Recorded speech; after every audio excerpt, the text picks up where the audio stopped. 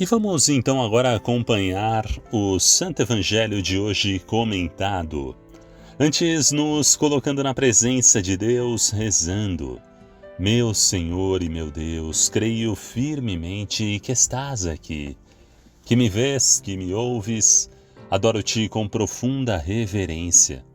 Peço-te perdão dos meus pecados e graça para fazer com fruto este tempo de oração.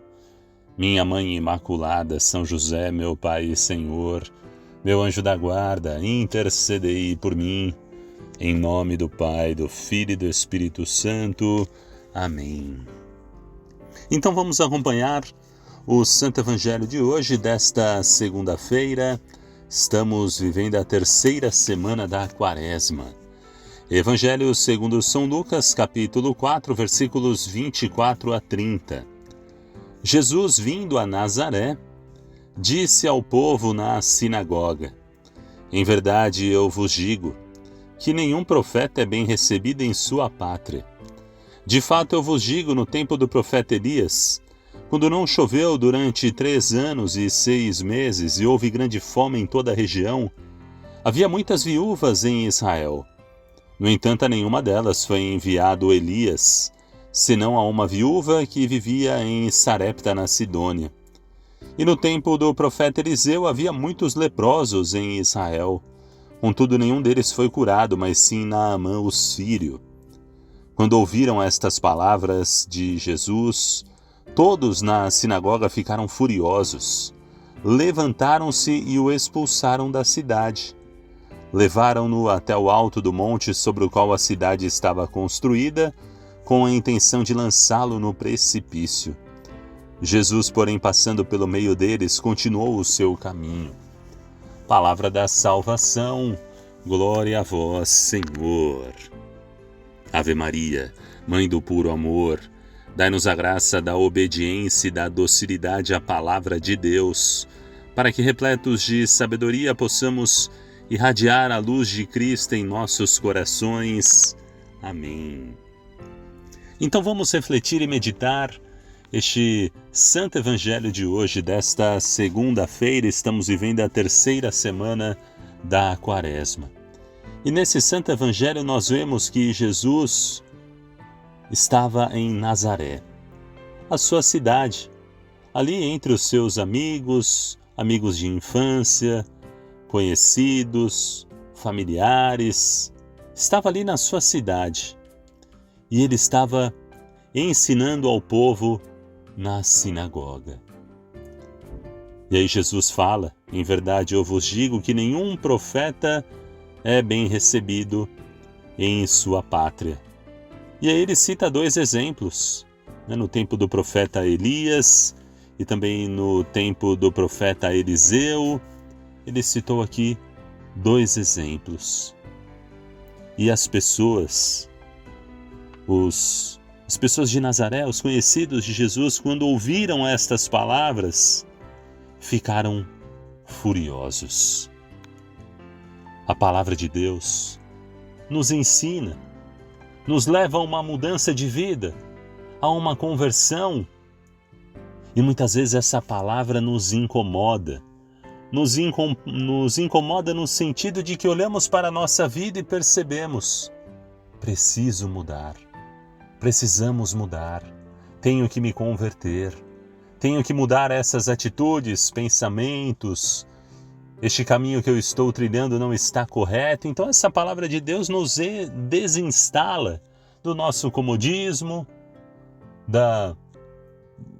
dos nossos prazeres mundanos e nos move sentido a Deus. Sentido a nossa caminhada rumo aos céus. Agora cabe a cada um de nós meditar essa palavra no nosso coração, meditá-la em nossa vida. O que nós estamos vivendo, o que nós estamos fazendo no nosso dia a dia está de acordo com a vontade de Deus para a minha vida, para a minha história? O que você está vivendo hoje está agradando o coração de Deus? Ou você está querendo agradar aos homens? Está vivendo no erro, no pecado, com medo de sair de tudo isso? Não tenha receio.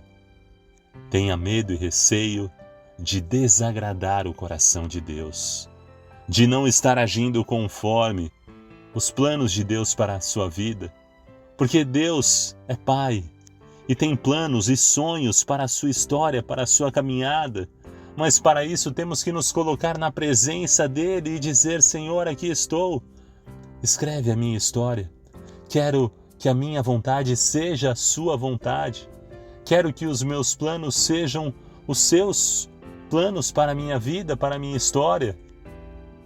Os meus sonhos sejam os seus sonhos, Senhor. Nós não temos que tratar a Deus como um Deus que tem que nos servir, que tem que realizar a nossa vontade. Se não acontecer conforme eu estou pedindo e rezando, eu me revolto contra Deus, isso e aquilo. Cuidado. Aqueles que estavam próximos de Jesus, as pessoas da cidade de Nazaré, não deram um passo da fé. Não reconheceram em Jesus o próprio Deus que estava ali no meio deles. Não quiseram mudar, não quiseram abrir o coração. Em outra passagem, não nessa, mas em outra passagem, aquelas pessoas de Nazaré começaram a questionar: mas não é esse o filho de José, de Maria? Seus primos não são esses, aqueles e tal? Como é que ele agora vem falar dessas coisas? Quem ele pensa que é? Não deram um passo da fé. Não reconheceram em Jesus Deus, o próprio Deus que estava ali presente no meio deles. Não deram um passo da fé. E no Evangelho de hoje nós vemos que eles chegaram ao ponto de ficarem furiosos, de se levantarem e expulsarem Jesus da cidade, de levarem ele até o alto do monte sobre o qual a cidade estava ali construída, com a intenção de lançá-lo no precipício. Que grande gravidade a situação que chegou. Porque quando estamos dando as costas para Deus, quando não estamos acolhendo a sua palavra, quando não queremos viver os seus ensinamentos, o que ele diz, estamos de alguma maneira matando Deus em nossa vida. No sentido de que não estamos falando que não precisamos dele. E era isso, as pessoas: olha, vou lançá-lo daqui, não precisamos desse homem que está falando, está nos incomodando, isso e aquilo. Só que Jesus continuou o seu caminho.